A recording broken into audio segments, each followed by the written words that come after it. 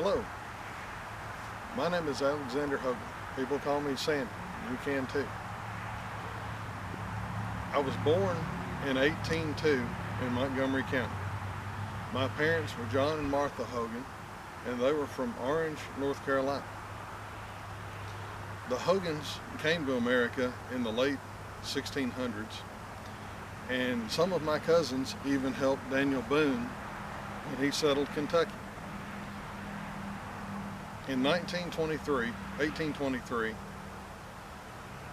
I married Rebecca Weekly, who was my neighbor. She was originally from Robertson County, but they had moved to Montgomery County because it was such a thriving area.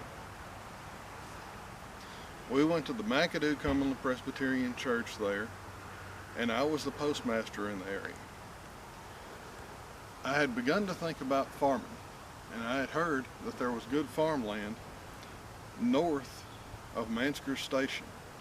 So I bought over 100 acres out on Drake's Creek and moved my whole family there. I'd even heard that there was a Cumberland Presbyterian Church.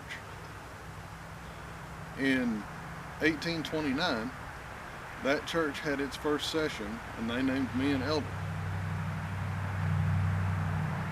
Now, in that, things were good in the area until about 1845. My wife and I had several kids by then, and my oldest son, James, had heard that Zachary Taylor had a band of the U.S. Army that had been attacked by Mexicans down on the Rio Grande. Well, all of Tennessee had decided to turn out and had decided that they would join in the fight. He joined the 2nd U.S. Regiment of Tennessee Volunteers. That unit was plagued with illness from the time they left Tennessee, and he was no different. He returned after 4 months after joining and had taken ill, and he died. He never recovered from what he had. That same year, Rebecca died, and she left me with 7 children in the house to raise on my own. So in 1850, I married Martha Barnes. We had 2 daughters of our own. And once again, we had a nice period here in America. And in 1860, we had another big event. We had a presidential election. And it seemed that no matter who you voted for the wrong man. People were so upset about the outcome of this election that in '61, a group of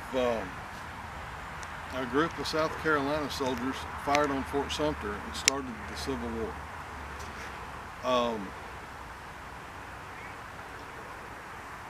During this time, I had another son. Of course, I had already lost one to war, and I told him that he may not want to join this fight. But when my son-in-law James and his brothers Jesse and Dix joined the Confederate Army, there was no keeping that boy at home.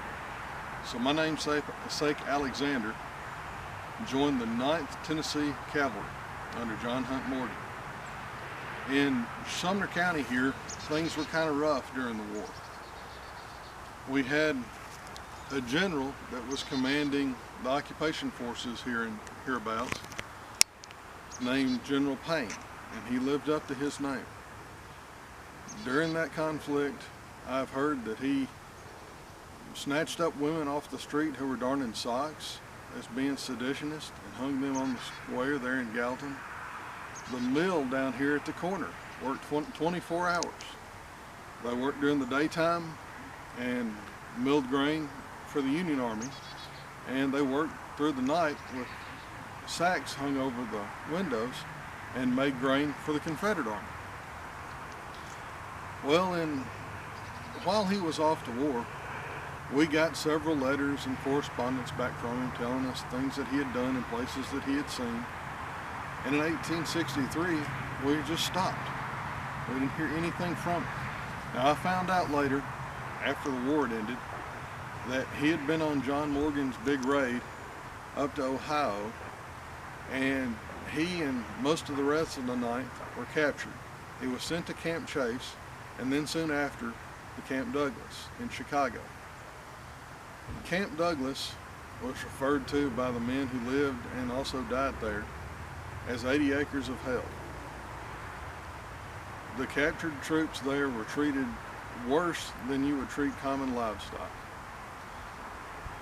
When Alex came back, he was no longer the happy-go-lucky boy he had been when he sent off to war.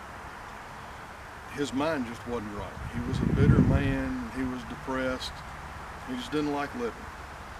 He did manage to recover from the inhumane treatment and the malnutrition that he received there, and he went on and opened a dry goods store here in the county. But his mind never recovered, and he never became the man that he once was. Now, fairly soon after that, Martha took ill and died, and it was so sudden, and it was such a shock to us, that she was buried here in the cemetery, and we never got a chance to mark her headstone. To this day, I don't even remember where we buried her. By that point, I was becoming quite an old man, and I deeded all of my property to my family and to their families. And I moved in with Teresa and her family, and my 2 unwed daughters moved in with us too. So I lived out the rest of my days surrounded by friends and family. I died in 1893 and was quite an old man by anybody's calculation. The place where I lived, that community thought so much of me that they named a creek and a road after me. So if you drive down there, you'll see Hogan's Branch Road. So I thank you all for stopping by, and I wish you'd go check out the home place sometime. Thank you.